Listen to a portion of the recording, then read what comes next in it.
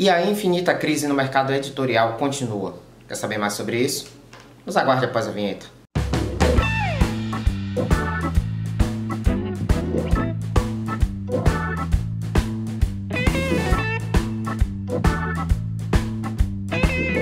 Salve Alucinerds! Hora desse canal falar um pouco sobre a crise no mercado editorial brasileiro. Se você por um acaso andou aí desconectado dessa realidade, viajando por universos paralelos, não deve ter ficado sabendo que o mercado editorial vive uma crise sem precedentes. Vamos à hora da gente dissecar um pouco, né? Falar um pouco desse assunto, ver de quem é a culpa, se a culpa é da Amazon, né? Se a culpa é da falta de leitores e por aí vai. Falar um pouco do cenário atual. Desde do ano passado, o grupo Abril, sim, é da editora Abril Jovem, aquela que publicava Super Interessante, uma série de revistas da Disney, por exemplo, ele decretou, né, estar sobre recuperação judicial. A dívida consolidada do Grupo Abril, ela está em 1,6 bilhões de reais. Ela demitiu 800 funcionários, até onde eu sei, inclusive esses funcionários não foram pagos, o que já constitui um problema seríssimo, né? A perda de postos de trabalho. E o grupo era um colosso, um gigante na parte editorial, principalmente porque uma parte da distribuição, não só porque ela era uma grande editora, mas principalmente por causa da sua parte de distribuição, que era feita pela Dinap, que virou Total, que depois virou Dinap de novo, depois Total de novo, enfim. Ela era responsável não só de distribuição pelas revistas do Grupo Abril, como de revistas de outros grupos editoriais. Então isso acabou virando um problema para as outras editoras também, que meio que do dia para a noite não tiveram mais como escoar sua produção. Paralelo a isso, nós tivemos também a decretação da recuperação judicial da Cultura, a Cultura que tinha aí já adquirido algumas lojas da FENAC, e aí veio fechando inclusive essas lojas, também decretou a recuperação judicial. Juntamente com ela, quem resistiu por mais tempo foi a Saraiva, que também decretou, já tem um pouco tempo, algumas semanas, decretou também sua recuperação judicial. Ela deve ao mercado editorial nada mais nada menos do que a bagatela de 675 milhões de reais. E aí, como é que fica, né? Como é que as coisas evoluem? De quem é a culpa? Alguns já antecipadamente dizem que a culpa pode ser da Amazon. Gente, vamos lá. A Amazon, por incrível que pareça, por ela ter essa política agressiva de descontos, né? E algumas pessoas acharem que em função disso o problema estaria aí na concorrência feita pela Amazon, ela é responsável por apenas 10% do mercado brasileiro. A Cultura e a Saraiva juntas, elas são responsáveis por mais de 40% desse mercado. Então, a culpa não é da Amazon, certo? Os 10% que ela representa não seriam... É claro que o impacto é uma diminuição de receita, sem dúvidas, mas não o suficiente para quebrar uma editora gigantesca como é o Grupo Abril, como é o próprio Saraiva, como é a Livraria Cultura. A princípio, a culpa não é da Amazon. Segundo, é pensar que também eu vi muita gente culpando o próprio mercado de leitores brasileiros, né? Estamos lendo pouco, somos uma nação que lê pouco, esse tipo de coisa. Bom, há uma verdade nisso. De fato, se você comparar as tiragens de publicação do Brasil com outras nações, as nossas tiragens, elas realmente beiram o ridículo. Não precisa ir muito longe. A Argentina, né, que é aqui do lado, ali embaixo, ela lê muito mais que o Brasil, né? E aí, se comparar inclusive com o mercado europeu, com a próprios Estados Unidos, se a gente quiser ficar aqui nas Américas, por aí vai, de fato somos uma nação que lê bem pouco. Entretanto, o mercado editorial brasileiro, embora ele esteja em crise, o mercado de leitores não está. Houve um aumento de gastos com livros, de um aumento de 6% em 2017 e 6% no aumento do volume e acho que 4,5% no aumento do faturamento. Se não for isso, é o inverso. Toda sorte, houve um aumento de mercado. Já há números consolidados dizendo que em 2018 também houve um aumento no gastos justamente com livros. Então, perceba que apesar de nós estarmos vivendo uma crise financeira no país, o que de fato impactou o crescimento dessas editoras, não foi exatamente em função da crise que impactou esse mercado, porque o nosso mercado de leitores tem crescido, continua crescendo. Então, se o problema não é concorrência e não é justamente a falta de leitores, o que é que é? Bom, muitas pessoas, aí eu não tenho dados consolidados para falar sobre isso de uma maneira, digamos assim, mais com a certeza maior, vamos colocar assim, mas tudo me parece que de fato foi um problema de gestão mesmo, pelo menos para a maioria dessas editoras, que muitas delas, por serem gigantes, terem dominado bastante o mercado, se meterem em algumas áreas que já eram de risco maior. A Saraiva, por exemplo, muita gente fala do problema dela quando ela entrou justamente no mercado de eletrônicos, que não tem nada a ver com livro, e foi aí que aparentemente os problemas, pelo menos para a Saraiva, começaram. O grupo editorial Abril também, eu já vi alguns apontamentos nesse sentido.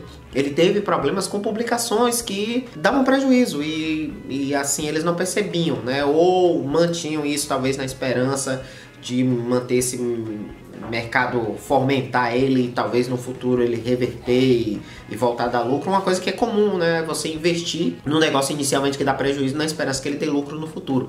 Então, por exemplo, aquelas revistinhas, Tititi, aquelas revistinhas que você comprava em banca, de coisa de novela, de fofoca, que custavam R$1,50, que eram muito baratos, aquilo dava um prejuízo enorme, porque o custo daquelas revistas, 90% do valor de capa era, né, era o custo da produção dela, e aí ficava 10% para você pagar distribuidor, porcentagem em banca de revista e por aí vai. E aí banca de revista, normalmente os caras, a porcentagem deles variam a depender do setor de distribuição, varia entre 15% e 18%. Então você já fica essa conta no fecho, você tem 10%.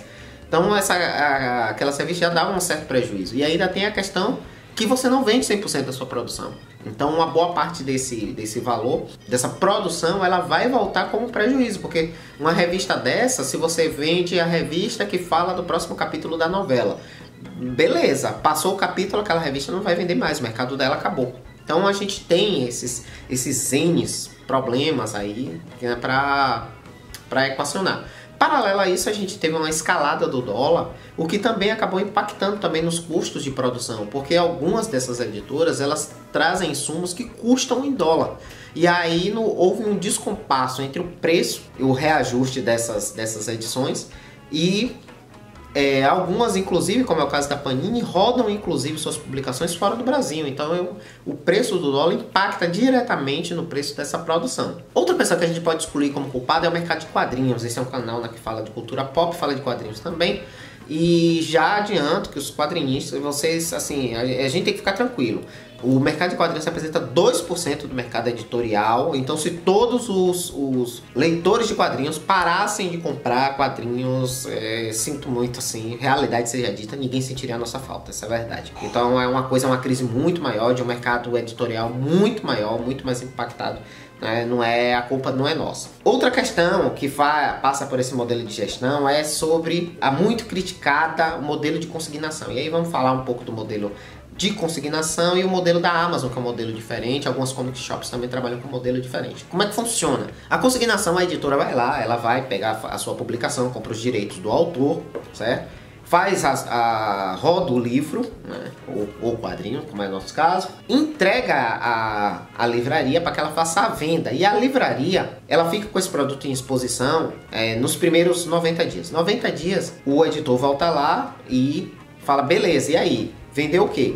Então, só a título de exemplo, digamos que eu tenha entregado 100 livros para a Saraiva chegava assim e falava, olha, eu vendi 20 livros, tome aqui uma fatura para daqui a 90 dias você receber esses 20 livros que eu vendi. Então você entregava o seu livro, ele ficava em exposição por 90 dias, com 90 dias você faturava o pagamento para você receber daqui a mais 90 dias. Esse é o modelo de consignação. Você efetivamente só recebe pelo que vendeu. Então o risco do mercado, note, estava todo com a editora. E a livraria ficava responsável só por vender e fazer a consignação desse valor eventualmente vendido. Muitas editoras, muitas mesmo, eu vi depoimento de várias pessoas, né? Da Mino, da VEC, da própria Panini e por aí vai. O que é que o pessoal vem dizendo? Que as editoras não estavam pagando, ou pior, até omitindo os números. Então a Saraiva ia lá, vendia 50 de uma publicação e dizia que vendia 10 ou que não tinha vendido, e por conta disso deixava o livro mais tempo lá em exposição e em função disso a editora não recebia. certo? Paralelo a isso, nós temos o modelo Amazon. A Amazon não trabalha com consignação. O que é que a Amazon trabalha? Ela trabalha com compra. A Amazon chega lá, a editora chega, olha, eu tenho esse livro aqui para vender. A Amazon fala, beleza, me dê 100 exemplares desse livro. Ela acerta esse valor entre 60 e 90 dias, porém é uma venda. Você não vai ficar dependendo de eventuais livros que a Amazon tem vendido. A Amazon comprou sua propriedade, alguns comic shops têm esse modelo também. Então o livro fica com a Amazon e ela lhe entrega num prazo de 60 a 90 dias o dinheiro por todos os livros, independente dela vender ou não. Em função desse modelo, como a Amazon fica com risco, aí é que vem os descontos da Amazon, ela tem uma negociação mais agressiva de desconto, levando em consideração que se esse produto encalhar, ela vai ter que dar um desconto agressivo para que ele rode, né? Para que ele saia e vá para o mercado. Então, esse é o modelo Amazon. O problema é que muita gente critica que o problema estaria justamente no modelo de consignação, já que, como não tem uma auditoria interna, você tem que confiar no seu vendedor, no livreiro lá, na livraria, para fazer as vendas, e era justamente aí que estava o desajuste, porque as livrarias não estavam pagando, e a editora ficava sem fluxo de caixa, e isso gerava um problema em cadeia. Entretanto, o modelo de consignação ele tem uma vantagem, porque como o risco fica com a editora, produtos que normalmente não chegariam ao mercado só chegam no modelo de consignação. E quem é muito impactado por esse modelo é justamente o mercado nacional, que bem ou mal, a gente consome muito produto de outras nações, produtos americanos, produtos europeus, mas a gente não, é uma realidade, o brasileiro não compra publicação nacional, de um modo geral não compra. A gente até compra revistas, até compra publicações periódicas, mas livro, a gente lê Senhor dos Anéis, a gente lê Tolkien, a gente lê R.R. Martin, mas nós não lemos, por exemplo, o Eduardo Spohr da Batalha do Apocalipse, que tem um livro belíssimo, por exemplo. É fato. Então, tudo isso é meio que resolvido pelo modelo de consignação, porque a editora chega lá e fala assim, olha, como o risco é meu, bote esse livro aqui, deixa ele aí, vamos ver se isso vende. Se vender, beleza. Se não vender, beleza, o risco é meu mesmo, você não vai tomar prejuízo nenhum, você só deixou o produto lá em exposição. Já no modelo de compra, isso não funciona muito bem, porque a Amazon, obviamente, ela vai tentar comprar o que vende. Então, aquilo que já é consolidado no mercado, aquilo que já tem um background, então você pega, falando do mercado de quadrinhos, você vai ter sempre a Amazon comprando produtos do Superman, produtos do Batman, produtos dos X-Men, produtos dos Vingadores, mas você não vai ter outras publicações alternativas, né? Talvez até algumas coisas até mais consolidadas no mercado, mas por exemplo, você não teria talvez um Corvo do James O'Barr, você não teria um Drácula do Mignola, que são mercados mais de nicho, então seriam mais complicados. Os caras realmente, ou eles pegariam esse produto, mas numa quantidade muito menor. Então, em função disso, porque aí o risco está justamente com aquela pessoa que vai vender. Então, há um problema aí. Para quem culpa o modelo de descontos da concorrência tal, porque é uma questão de que os descontos agressivos oferecidos por várias desses vendedores, e aí se inclui a Amazon, estaria sendo um problema justamente porque diminui muito o valor de capa, você fica muito no limite da margem de lucro, isso diminui a circulação de dinheiro dentro das editoras, isso seria uma parte do problema. Isso levou ao raciocínio de que talvez o Brasil já fosse a hora de adotar a lei do preço único. Como é que funciona? No mercado europeu essa lei já é aplicada, e ela diz o seguinte, a editora, ela normalmente é quem determina o preço, né, que é o que a gente chama de preço de capa, porque alguns vão na capa mesmo, inclusive. Alguns quadrinhos a gente já até mostrou aqui, os do Hellboy, por exemplo, o preço vem impresso. E naquele preço de capa, com a lei do preço único, no primeiro ou no segundo ano, as livrarias, quem fosse vender, estaria limitada a dar um desconto teto, de, por exemplo, 10%, não poderia dar um desconto maior que isso. Com isso você resolve o problema de descontos agressivos e o mercado se equaciona, porque ninguém pode buscar vender um material, pelo menos no primeiro ano, né, se fosse no caso, na lei do primeiro ano, porque ele está limitado ali na quantidade de desconto que ele pode dar. Isso realmente aplicou lá no mercado europeu, principalmente porque as livrarias maiores estavam canibalizando livrarias menores, e em função disso isso acabou um pouco com esse problema, porque de fato você pega uma Amazon da vida, né, do Jeff Bezos, ela tem uma condição de fazer uma negociação agressiva, porque ela vai lá, digamos, esse título de exemplo é Eduardo Spohr, e compra 1000 títulos do cara. Então, com 1000 títulos ela tem condições de pagar pro Eduardo um valor muito maior e diminuir ali o efetivamente paga por capa e dar um desconto maior do que uma editora, né, bem menor, regional, local, que compraria talvez no máximo 100 dessas edições. É uma solução apontada que ataca o problema da concorrência, mas como já analisado, o problema do Brasil não está exatamente na concorrência. Agora, a lei do preço único, ela tem uma vantagem, que é de justamente impedir o monopólio de mercado, o que também pode ser um problema. Na Espanha, onde a Amazon já praticamente dominou o mercado editorial, diz que esses descontos agressivos praticamente desapareceram. Afinal, sem concorrência, não tem por que a Amazon dar um mega desconto para você, afinal ela não tem mais concorrente ali para ela ficar brigando com o mercado. Um adendo a essas informações também é que o impacto nesse mercado editorial afeta diretamente os nossos produtos, porque boa parte de nós leitores compramos esse produto, no caso do leitor de quadrinho, ele compra o seu produto em banca de revista. E a quebra dessas livrarias, dessas distribuidoras, porque é um mercado que está conectado. Então a livraria quebra, né, a vendedora, ela às vezes está conectada a uma distribuição que também quebra junto, e aí o produto não chega. Só para título de exemplo, a Salvat, por exemplo, para aqueles que estavam colecionando a edição definitiva do Homem-Aranha, ela parou no número 20 porque eles simplesmente não tem mais como escoar sua produção para a banca. O produto eles não têm distribuição. Inclusive eu soube essa semana que eles vão, né, estavam em vias de refazer seu contrato com a Total, justamente para poder escoar seu produto. Então veja que isso afeta o mercado como um todo. Você quebra a livraria, que é o vendedor, por conta disso a distribuição vai junto, por conta disso aquela banca de revista preferida que tem lá na sua esquina, né, que você compra suas revistas lá pro seu Zé, ela vai desaparecer também por consequência. Então é um mercado que afeta todos nós, é um problema que é sério, é um problema de todo mundo, a gente não pode realmente ignorar isso. Então, soluções, né, vamos apontar. Primeiramente, eu vi uma carta da Cia das Letras, inclusive, a quem inclusive a Saraiva está devendo aproximadamente 18 milhões, ela está devendo 8, a Panini. As dívidas são sempre nessa casa, milionárias. E eu vi uma carta justamente da Cia das Letras convocando os leitores, principalmente agora nesse período de final de ano, a adquirirem mais livros, né, comprarem mais, para uma tentativa de colaboração, tentar salvar o mercado editorial. É claro que esse aumento, esse fomento à leitura é sempre bem-vindo, né? Nós somos uma nação que lê pouco, deveríamos ler mais. E a carta é válida, claro, mas isso não é exatamente o cerne do problema. Eu acho que o grande problema está no modelo adotado pelas livrarias. E aí eu vou usar um outro exemplo.